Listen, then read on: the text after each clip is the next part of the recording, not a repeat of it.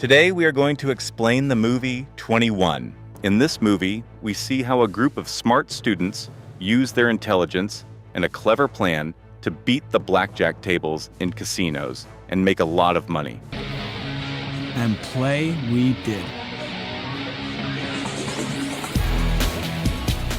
But the big question is, will the casinos eventually discover their plan, or will everything fall apart before they can even begin? That's exactly what we're going to find out in this explanation. So, let's begin. The story starts with Ben Campbell, a brilliant and hardworking student. His dream is to become a doctor, and for that, he wants to get admission into Harvard Medical School. However, the problem is that the tuition fee is extremely high, around $300,000. For Ben, this amount is impossible to afford. Because of this, he applies for a prestigious scholarship that could cover his entire medical school fee. As part of the scholarship process, he has to go through an interview. During the interview, Ben learns that other students have also applied for the same scholarship. The interviewer tells, "What can you tell me, Ben, that's going to dazzle me?" Ben doesn't know what to say. He cannot think of anything impressive at that moment, so he simply leaves. To support himself, Ben works part-time at a store. One day, his boss promotes him because of his hard-working nature. In the same store, another employee named Miles works with him. Meanwhile, at college, Ben attends a mathematics class taught by Professor Mickey Rosa. One day, the professor challenges the entire class with the Monty Hall problem. No one in the classroom can solve them, except Ben. Ben successfully solves the problems and impresses Professor Rosa. Curious about him, the professor checks Ben's academic records and discovers that he scored 97% on one of his tests, proving just how brilliant he is. One day at college, a student approaches Ben and asks him to come meet Professor Rosa. The professor already knows that Ben is extremely talented in mathematics. Professor Rosa then invites Ben to join a blackjack team. Rosa explains that he has developed a strategy that allows the team to beat the casino at blackjack and win large amounts of money. The team currently consists of 5 members. Although Newton has been dead for over 250 years, so it wasn't exactly a fair fight. But one of them recently left. That's why Rosa wants Ben to join the group. Another member of the team turns out to be Jill, the same girl Ben likes. All of the people in the team are incredibly smart and highly skilled in mathematics. Now, Professor Mickey Rosa wants Ben to join his team, but Ben immediately refuses. The idea of cheating casinos and earning money like this does not feel right to him. Ben, I hope this little conversation we just had will remain private. No. The next day, while Ben is working at the store, Jill comes there pretending to buy something. In reality, she came to convince Ben to join their team. During their conversation, Ben learns that Jill's father taught her blackjack when she was young, which is why she believes the game is easy for people who are good at mathematics. Still, Ben doesn't give her a clear answer, and Jill eventually leaves. That night, Ben keeps thinking about her offer. The next day, while Professor Mickey Rosa is training his blackjack team, Ben suddenly shows up and decides to join them. The team then begins teaching him their system. They use special code words for each card, and every member has a specific role. Some members are spotters, who sit at different tables and secretly count the cards while pretending to play normally. When the count becomes favorable, they send a signal to the big player, the team member who places large bets to take advantage of the situation.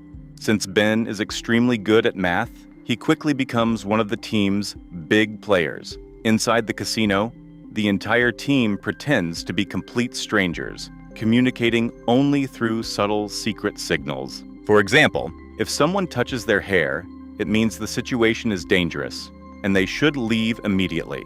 If someone adjusts their glasses, it means they should move closer to talk. If someone leans back and relaxes, it signals that the table is favorable.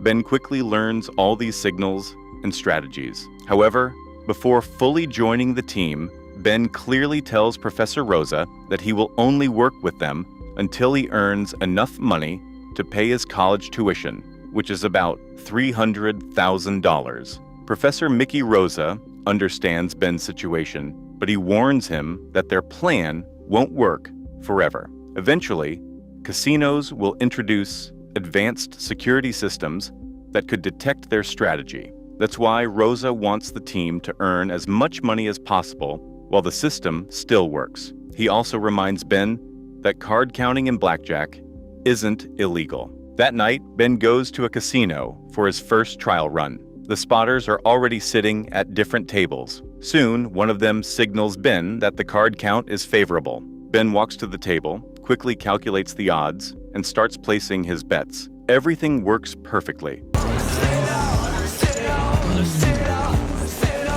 In a short time, the team wins a large amount of money, proving that Ben has mastered the system. From that moment on, he officially becomes part of the team. But Rosa reminds everyone of their most important rule. They are not gamblers. They never rely on luck or emotions, only their mathematical system. If anyone plays emotionally, they will lose. The next day, the team prepares for another casino trip, but Ben also has an important college exam coming up. He somehow manages both responsibilities and passes his exam successfully. After seeing his results, Ben feels extremely happy. Later, the team meets at a hotel, where Professor Rosa gives everyone fake IDs so they can move between casinos without being recognized. Interestingly, Rosa himself no longer plays blackjack. He says he has retired from playing and now only trains the team and plans the operations. In return, he takes 50% of the total profit, while the rest is divided among the players. Soon, the team enters a casino and takes their positions. After a while, one of the spotters signals Ben that the card count is favorable. Ben joins the table, follows the system carefully, and wins several rounds, earning a large amount of money for the team. The next morning, Jill brings Ben his share of the profit and praises him. Even though it was his first run, he earned more than many experienced players. Ben again says he'll quit once he earns enough for his college tuition. But Jill smiles and says everyone says that at the beginning. Later, during a team meeting, Rosa scolds Fisher for a mistake that caused the team to lose money. But he also praises Ben for his excellent performance. This makes Fisher secretly jealous. That night, the team returns to another casino. While Ben is playing, Jill signals him again. At the same time, the casino's head of security, Cole Williams, starts noticing that some blackjack tables are losing unusually large amounts of money, which raises his suspicions. Meanwhile, Ben returns home after his shift. His mother offers him the money she saved for his medical school, but Ben refuses to take it. Instead, he lies to her and says that he has already received the scholarship. Hearing this makes his mother extremely happy. Ben doesn't tell her anything about the casino team. Instead, he hides all the money he has earned on the roof of his house. Later, Ben and Jill spend some time together and talk for a while. After that, Ben goes to a nightclub with his friends. At the club, Ben suddenly notices Jill again. Seeing her there, he gathers the courage to approach her and start a conversation. Excuse me, can I get 2 Bud Lights?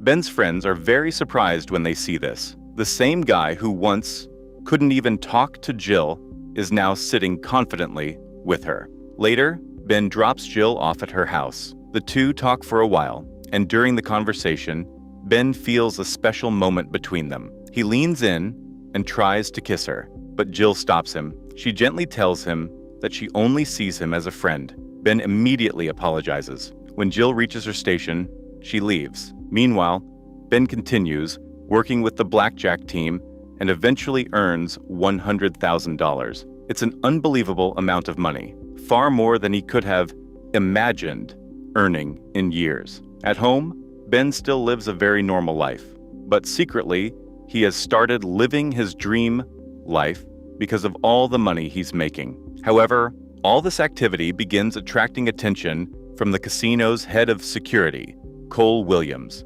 Cole already suspects that something unusual is happening at the blackjack tables, and he begins keeping a close eye on Ben. Ben's friends at college also start noticing that he is hiding something from them. They feel that he has changed, but Ben cannot tell them the truth. Meanwhile, the team starts enjoying their success. With all the money they're making, they begin living a luxurious lifestyle. Parties, expensive hotels, and constant celebrations. During this time, Ben and Jill also grow closer. One day at the casino, Ben sits down at a blackjack table. Suddenly, Fisher approaches him and starts talking in a strange way, almost trying to provoke a fight. At the same time, the casino's head of security, Cole Williams, is watching closely. He notices that Kiana had signaled Ben earlier, confirming his suspicion that they are working together. Show me a computer that can do that.